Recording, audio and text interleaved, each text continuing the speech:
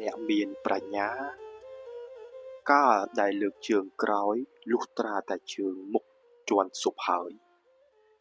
គឺថារកទីឋានឯណាបានហើយទើបលះបង់ទីឋានចាស់ចោល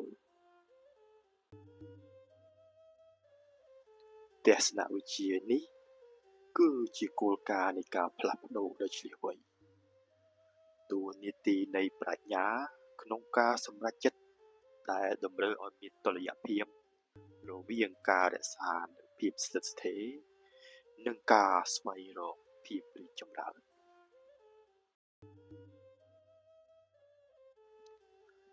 ការដកខ្លួនចេញពីស្ថានភាពចាស់ត្រូវតែធ្វើឡើងដោយការធានាជាមុនថាទីតាំងថ្មីនោះប្រសើរជាងនិងមានសុវត្ថិភាពជាងនេះគឺជាសិល្បៈនៃដំណើរជីវិតដោយមិនបន្សល់ទុកនូវភាពប្រថុយប្រថានឥតបាតកាលណាមួយឡើយ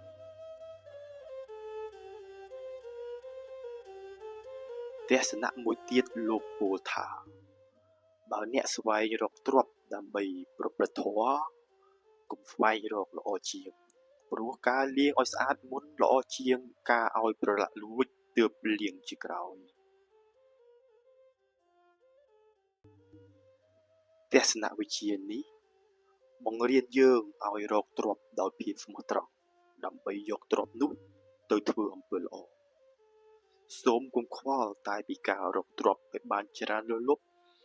ដោយមិនខ្វល់ពីវិធីរកឲ្យបានត្រឹមត្រូវការរកទ្រព្យដោយមិនលួចបន្លំគឺល្អជាងការរកទ្រព្យដោយទុច្ចរិតរួចហើយយកទ្រព្យនោះទៅធ្វើបុណ្យលាងបាបនៅពេលក្រោយប្រឡាក់ហើយទើបលាង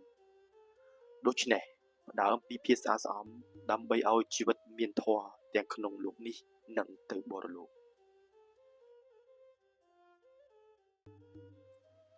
ទស្សនៈមួយលោកពោលថា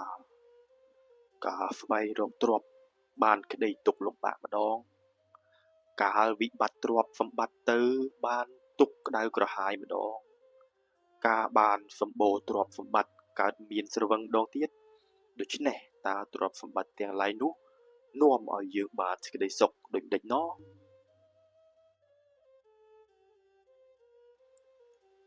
នេះជាទស្សនវិជ្ជាបង្រៀនយើងអំពីលក្ខណៈនៃទ្រព្យសម្បត្តិដែលមានមុខពីរនិងជាប្រភពនៃទុក្ខមិនចេះចប់ការខិតខំស្វែងរកទ្រព្យនាំមកនូវទុក្ខលំបាកកម្លាំងកាយនិងចិត្តមួយនៅពេលបាត់បង់ទៅវិញនាំមកនូវទុក្ខសោកក្តៅក្រហាយមួយឯពេលមានសម្បូរហូរហៀវាបែរជាបង្កើនភាពស្រវឹងអំនួតនឹងការភ្លេចខ្លួនដែលជាទុក្ខលំបាកផ្លូវចិត្តមួយប្រភេទទៀតហេតុដូច្នេះទ្រព្យសម្បត្តិក្នុងទស្សនៈនេះมันអាចផ្ដល់ឲ្យយើងនូវសេចក្តីសុខពិតដែលថិតថេរបានឡើយព្រោះវាគ្រាន់តែជាហេតុនៃសេចក្តីទុក្ខប៉ុណ្ណោះសេចក្តីសុខពិតមិនអាស្រ័យលើទ្រព្យសម្បត្តិដែលងាយនឹងបាត់បង់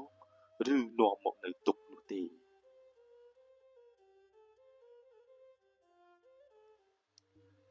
សេចក្តីសុខពិតគឺជាសេចក្តីស្ងប់ក្នុងចិត្តដែលកើតចេញពីការរស់នៅប្រកបដោយធម៌និងចេះឃុំក្រងតណ្ហាត្រូវពេញចិត្តចំពោះអ្វីដែលយើងមាននិងលះបង់ការជាប់ជំពាក់ទៅនឹងវត្ថុក្រៅខ្លួន